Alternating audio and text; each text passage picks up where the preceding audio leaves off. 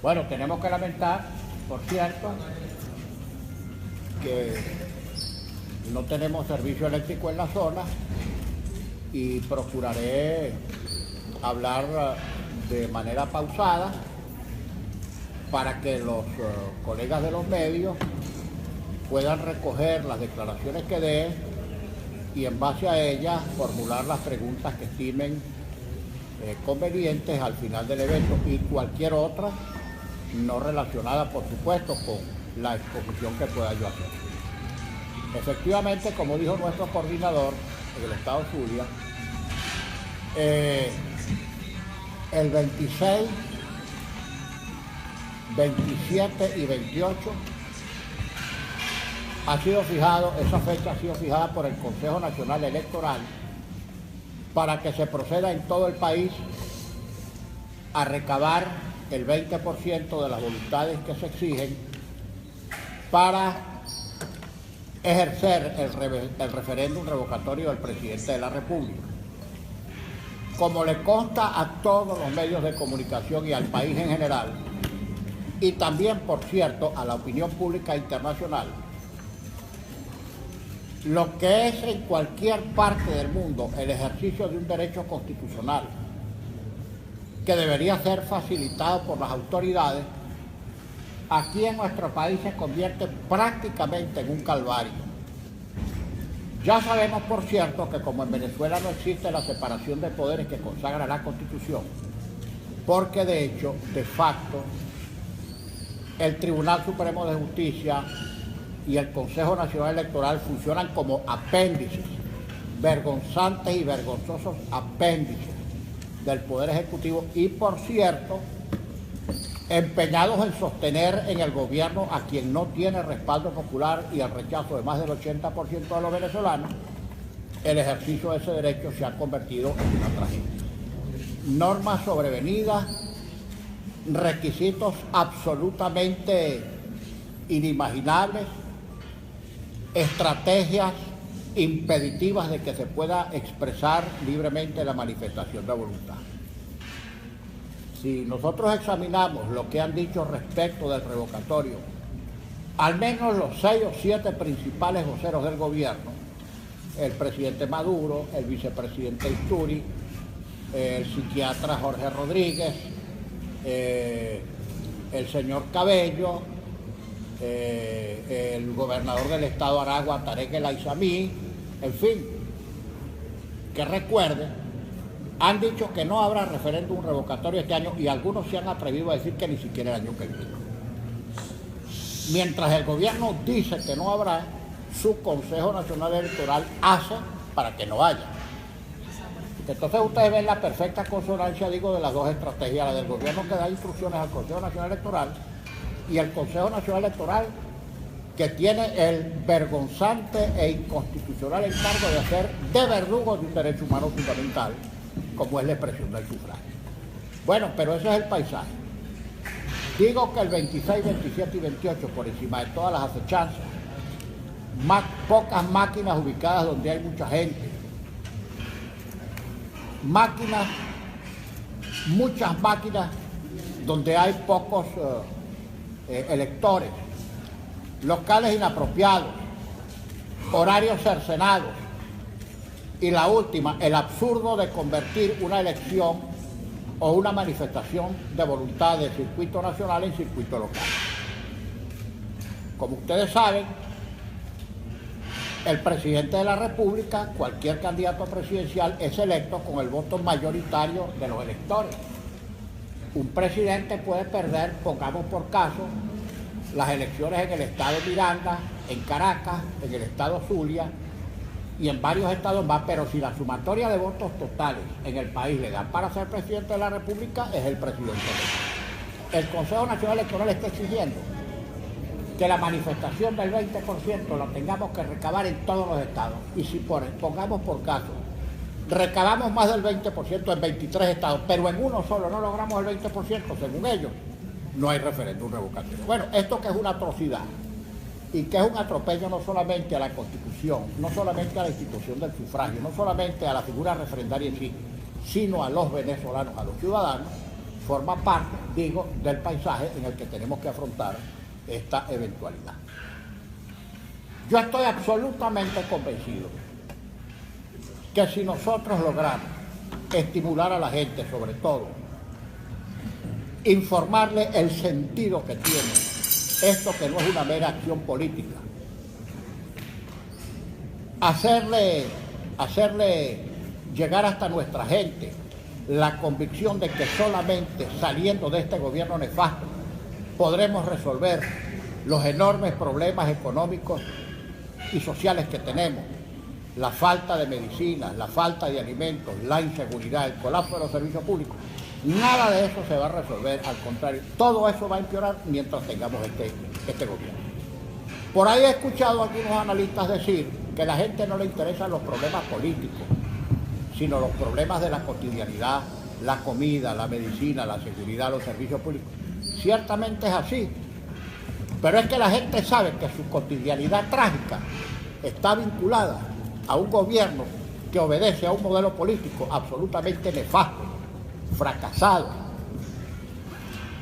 y por consecuencia, hasta que no cambiemos al gobierno que tiene esa convicción dogmática, absurda, terca, por cierto, que ha fracasado y que va de peor a pésimo cada día que pasa, y ya llevamos casi 18 años de esto, mientras ese gobierno esté, ningún problema se va a resolver.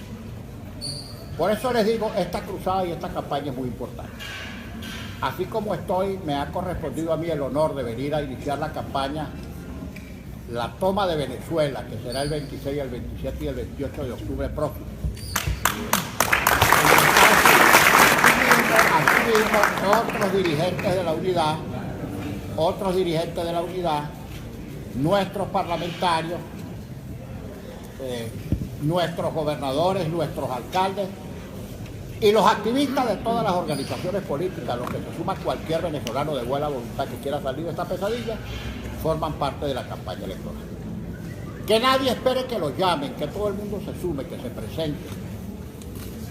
Que nadie diga, bueno, es que yo no estoy haciendo ninguna actividad, no estoy realizando ninguna actividad porque el comando no me ha llamado. Si no te llaman, asiste, preséntate. ¿En qué ámbito, en qué localidad puede ser útil? ¿Qué actividad puedes acometer? Y si todos sumamos nuestros esfuerzos, estoy seguro que vamos a tener buenos resultados. La forma de derrotar las trapisondas, la vagabundería de un gobierno que se ha desenvuelto todos estos años en medio de la corrupción y el delito es derrotar sus trampas. Y las trampas se pueden derrotar con participación masiva, si lo hemos hecho otras veces. Allí está la extraordinaria jornada que cumplimos en las elecciones parlamentarias el 6 de diciembre de 2015. Todo el mundo decía, no va a haber elecciones parlamentarias. Si las hacen, se las van a robar. El Consejo Nacional Electoral no va a reconocer los resultados. Bueno, y en definitiva, hubo elecciones parlamentarias. Le dimos una paliza memorable. Tuvieron que reconocer el resultado, aunque después quisieron burlar ese resultado. Este gobierno estafador, de instituciones estafadoras, como el Tribunal Supremo de Justicia y el Consejo Nacional Electoral, han tratado de anular, liquidar la voluntad popular con las sentencias del tribunal para que la Asamblea Nacional no cumpla el cometido que depositó en sus manos la soberanía popular el pasado 6 de diciembre. Y siempre va a ser lo mismo. El gobierno tampoco quiere elección de gobernadores porque este gobierno de pillos, de ladrones, de cobardes, de bandidos, sabe que en la oportunidad en que se cuente, en la elección que sea, así sea una elección de reina de carnaval, de una fiesta patronal, va a salir apaleado por el sufragio popular, porque el gobierno, por donde quiera que asoma la cara, no solamente en el ámbito nacional, sino en el ámbito internacional, genera rechazo, repugnancia, repulsión, porque se ha desempeñado muy mal, porque no respeta el ámbito nacional y el internacional, porque en el concierto de las naciones nos hemos convertido en el hazmerreír, un país pleitista, aislado, al que todo el mundo le saque el cuerno. Por cierto, la canciller amenazaron porque me va a denunciar no sé por qué cosa. Ojalá esa señora se dedicara a trabajar y deje la vagancia. En la Asamblea de las Naciones Unidas a la que fue a hablar, era patético el espectáculo. No había nadie en el auditorio, apenas el personal burocrático que la acompaña. Es una vergüenza, da lástima. Los cancilleres, hasta los cancilleres de la región le sacan el cuerpo. no quieren hablar con ella, se burlan en su cara de ella, y esa es quien está dirigiendo la diplomacia venezolana. Lamentablemente, esa diplomacia hecha con los pies, esa diplomacia estúpida, fallida, ridícula, ignara, torpe, genera problemas y consecuencias para Venezuela como país. Porque muchos ciudadanos venezolanos que tienen necesidad de vivir en el exterior se ven afectados por la política torpe de esa ignara, a quien no sé qué se le ocurrió a Nicolás Maduro en determinado momento ponerlo al frente de la Cancillería. Ayer dijo que me iba a demandar por vilipendio y por no sé qué favorecer la presión de intereses extranjeros, de potencias extranjeras sobre Venezuela. Renuncie usted, vaga, inútil. Nosotros hemos concurrido a los organismos internacionales de los que Venezuela forma parte, como por ejemplo la Organización de Estados Americanos, a pedir que se active la Carta Interamericana, porque este es un gobierno ampón que ha quebrantado gravemente el orden constitucional, y hemos pedido que se active la Carta Democrática Interamericana, que por si esa ignorante cancillera no lo sabe, es un documento suscrito por Venezuela, estando ella en la OEA y estando nosotros. Ella dijo que íbamos a sufrir una gran derrota, ni cuenta sabe sacar en un auditorio tan reducido. Esa ignara, esa torpe, no se dio cuenta de que iba a perder la votación por 20-12 como la perdió. Vamos a concurrir posiblemente en los próximos días, cosa de fijar fecha. Vamos a concurrir otra vez a la Organización de Estados Americanos porque hoy la situación es peor, mucho peor. Y vamos a concurrir para llamar la atención otra vez de la comunidad internacional y para que se activen los mecanismos que se pueden activar con base a esa carta cuando un gobierno como el nuestro se convierte en gobierno forajido, donde hay presos políticos, donde no se respeta el debido proceso, donde no hay separación de poderes, donde se violan los derechos humanos, donde hay crisis humanitaria.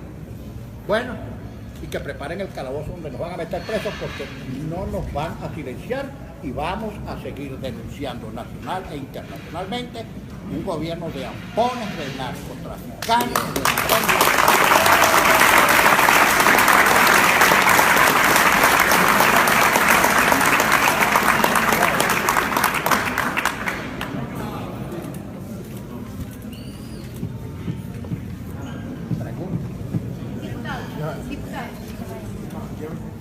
Bueno, compañero, vamos a iniciar el periodo de preguntas y respuestas. Inicia Yesibel Rincón, del diario Panorama. Diputado, el TCJ prácticamente ha dejado sin poder a la Asamblea Nacional. ¿Cómo hacer para revertir esta situación? Y le quería preguntar, ¿la Mesa de la Unidad Democrática se arriesgaría a un revocatorio en el 2017? Te voy a contestar primero la segunda pregunta, que es relativamente más sencilla de responder. Nosotros no nos hemos montado en el imaginario referéndum revocatorio el año que viene, sino este año.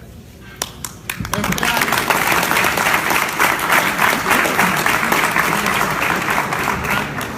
y por más impedimentos que coloque el gobierno, violatorios de la Constitución, vamos a participar. Por cierto, les quiero decir lo siguiente. Hay gente por ahí que dice, no le falta razón al argumento, aunque es más emotivo que objetivo. Bueno, pero ¿cómo es posible que si el gobierno viola la Constitución, ustedes convalidan esa violación participando?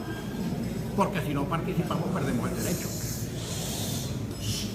Eso equivaldría, si no participamos porque el gobierno pone impedimentos inconstitucionales, eso equivaldría a entregarle al gobierno el ejercicio de nuestro sufragio. Mañana ponen una condición inconstitucional para la elección de gobernadores, entonces no vamos. Y ganan ellos por forfait porque nosotros no vamos, entonces ellos eligen los 24 gobernadores. Mañana hay elección presidencial y colocan impedimentos que violen la Constitución, tampoco vamos, entonces dejan ahí al presidente que ellos le dé la gana. No. Precisamente la forma de restablecer el orden constitucional es superar todos los obstáculos y participar. ¿Okay? Eso por una parte. Por la otra, estas son luchas de mediano y de largo plazo. Esto, por cierto, que no nos sorprendió. Fíjese usted que apenas ganamos las elecciones parlamentarias, que fue lo primero que hizo el gobierno del 23 de diciembre. La anterior Asamblea Nacional se caracterizaba por la inutilidad y la holganza, la holgazanería, empezando por ese bueno para nada, que ahora anda en plan de chepacandela política, de chisme en chisme, que es el imbécil, el bípedo ese de Diosdado Cabello. Ese bueno para nada, que por cierto, ya uno ve por qué Chávez lo desheredó en vida, que esa es su tragedia. Él no ha superado ese complejo. Bien, el 23 de diciembre, violando la Constitución y la ley, nombraron 13 magistrados principales y 18 magistrados suplentes de manera expresa, violando la Constitución, violando las leyes específicas, etcétera, el derecho de los ciudadanos a objetar las designaciones, etcétera, todo lo violaron. Y nombraron estos magistrados. Ahí tú veías la estrategia. Presionaron incluso jueces para que pidieran su jubilación antes del tiempo. ¿Para qué? Para hacerse de una macolla de vagabundas y vagabundos, que son esos tipos que están allá, en ese tribunal. Por cierto, hay algunos aquí del Zulia, algunos y algunas del Zulia, que van a terminar su viaje en la cárcel, ellas y ellos. Van a terminar la cárcel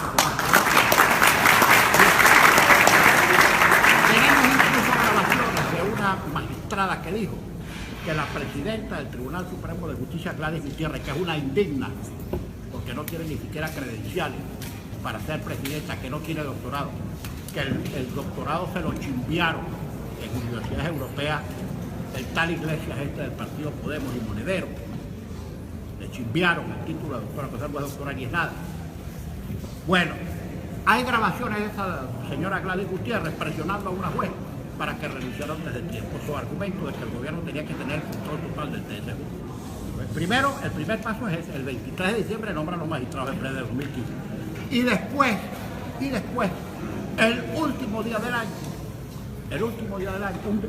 el 30 de diciembre, se produjo por algunos magistrados express también de la sala electoral la decisión invalidando a los diputados de Amazonas por una acción cautelar para quitarlo de la tercera parte. Ahí usted veía la estrategia. Ellos no respetan la voluntad popular cuando pierden las elecciones. Para ellos las elecciones son respetables solamente cuando las ganan. Y no las respetarán más nunca, porque más nunca van a ganar unas elecciones. Ahora, en ese cuadro, en ese paisaje, lo que nos tiene guardia. Por cierto, yo les quiero pedir a alguna gente que dice, bueno, ¿para qué ha servido la Asamblea? No le hagan el juego al argumento del gobierno. Ese es un argumento del gobierno. La Asamblea no sirve para nada. Y hay alguna gente que dice, ¿y para qué nos ha servido la Asamblea si votamos por ella? ¿De qué nos valió eso? Nos ha valido de mucho porque es el único poder electo por el pueblo que está haciéndole resistencia. No le pagan a los diputados. Nos tienen la Asamblea Nacional adentro llenas de sapos del SEBIN pagados a remuneración. Nos retratan, nos ponen grabadores, no le dan ni siquiera, no pasan el presupuesto para que los coman los niños del preescolar y del kinder, que son los niños de los trabajadores. Afuera, una horda de malvivientes que si hubiera organismos de policía y de prevención, al pasar por ahí no quedaría uno porque todos son delincuentes. Por cierto, esos delincuentes, a todo el que pasa por ahí con cara de saber leer y escribir, entre ellos a los comunicadores ya no caigan pedradas, les tiran cualquier clase de porquerías encima. Bueno, y en medio de esas cosas discutimos, legislamos y controlamos, aunque el gobierno lo niegue. Por cierto, el problema más grave que está teniendo el gobierno en el ámbito internacional es el desconocimiento de la realidad. Por eso usted no le va a entrar un centavo. Por eso es que nadie le quiere fiar ni una locha, ni un dólar. Porque en el ámbito internacional es calificado como un régimen tramposo que viola la Constitución y que más temprano que tarde tendrá que salir. ¿Okay? Mira, yo parte de lo que tú me estás preguntando ya lo señalo. Que a la gente le preocupa más su cotidianidad que el problema político, ciertamente. Pero es que la gente ya ha asociado que la tragedia de su cotidianidad responde a un problema de carácter político.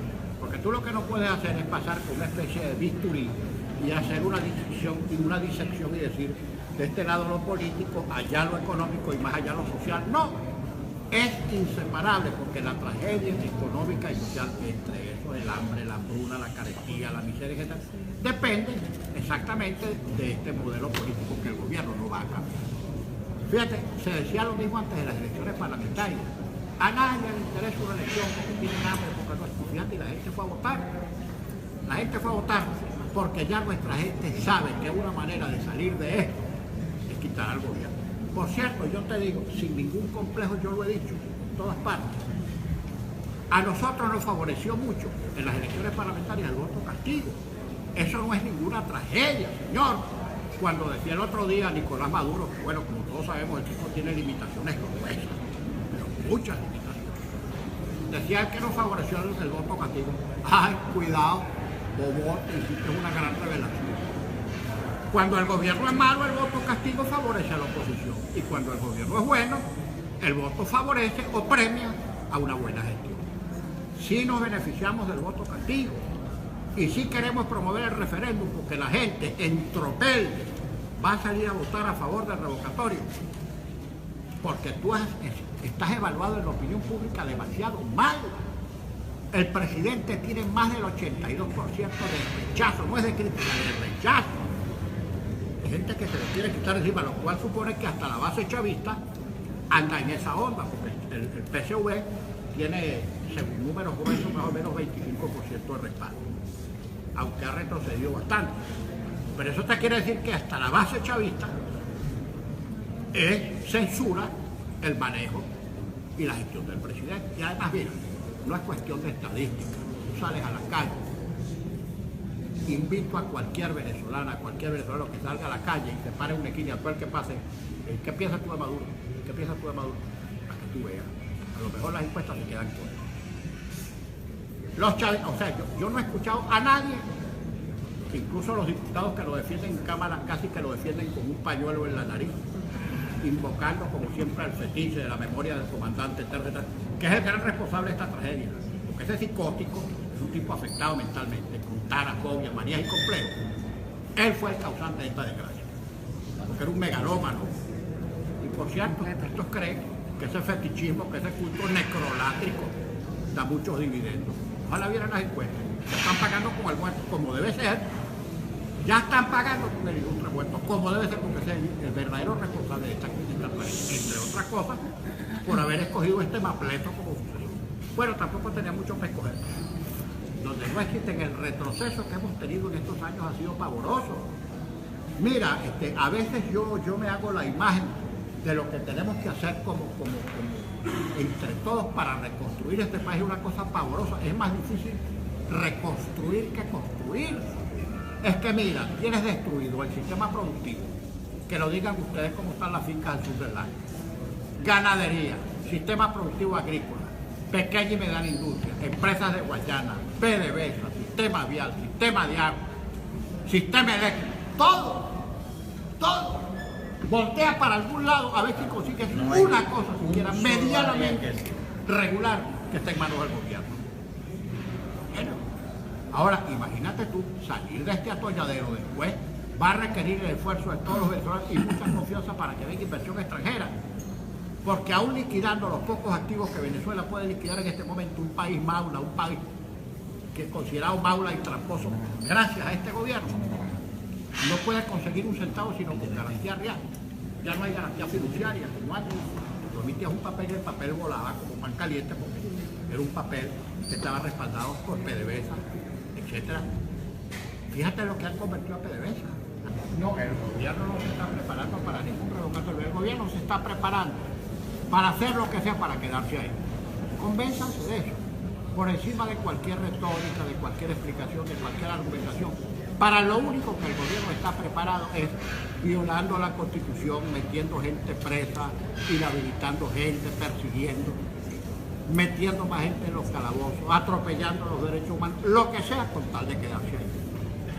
Bueno, yo lo decía en una parte de mi posición, esa es la lucha que tenemos que emprender. Ellos no se van a ir de allí por su propia cuenta. Ellos se van a querer quedar ahí porque saben lo que les va a pasar cuando entreguen el gobierno, porque van a tener que responder por lo que se robaron, por los derechos humanos que violaron. Y además son delitos todos imprescriptibles. Ellos se pueden esconder en el hueco más recóndito de la última parte del universo y de allí los va a sacar la justicia en cualquier tiempo porque son delitos imprescriptibles y perseguibles extraterritorialmente en cualquier lugar del mundo. Mira, yo a veces me pregunto, bueno, ¿estos ladrones dónde se irán a esconder? En Cuba. Mira, los cubanos son capaces de vender a quien sea. Fíjate tú. Ahí están sentados en la pierna de Mr. Obama. Hablan, están lamiendo suelas para poder restablecer relaciones, para poder comer, porque están muriendo de hambre. Cuba vive, escúchame lo que le voy a decir, gracias a la revolución vive. de ser autopistas para el contrabando de drogas a los Estados Unidos y Europa. De la ayuda que le prestaba a Venezuela, que ya no se la puede dar, porque estamos limpios y debiendo, y tercero, de la jinetera, de la prostitución, de eso que vive en Cuba.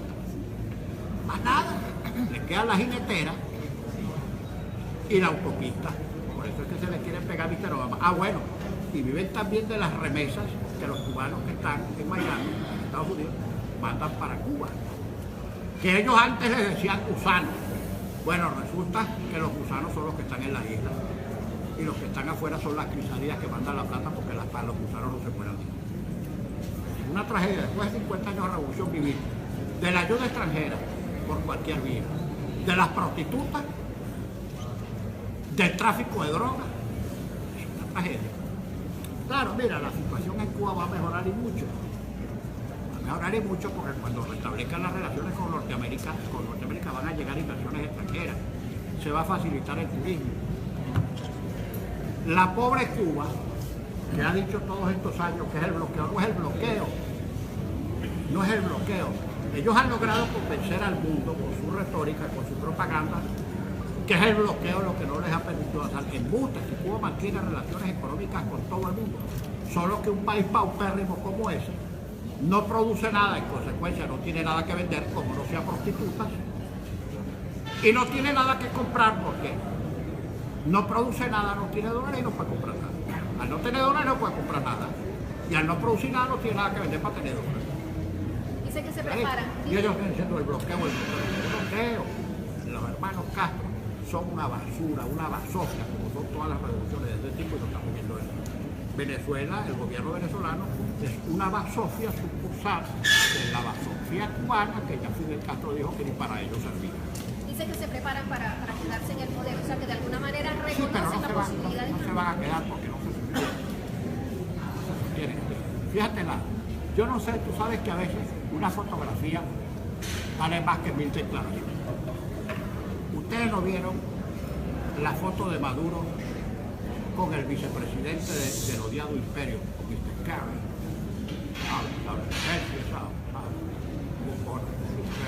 Estaba la misma suela con Mr. Kerry, con el detestado imperio. A ver si les tiran un dolarcito. A ver si le aprueban una operacioncita para salir de este atolladero.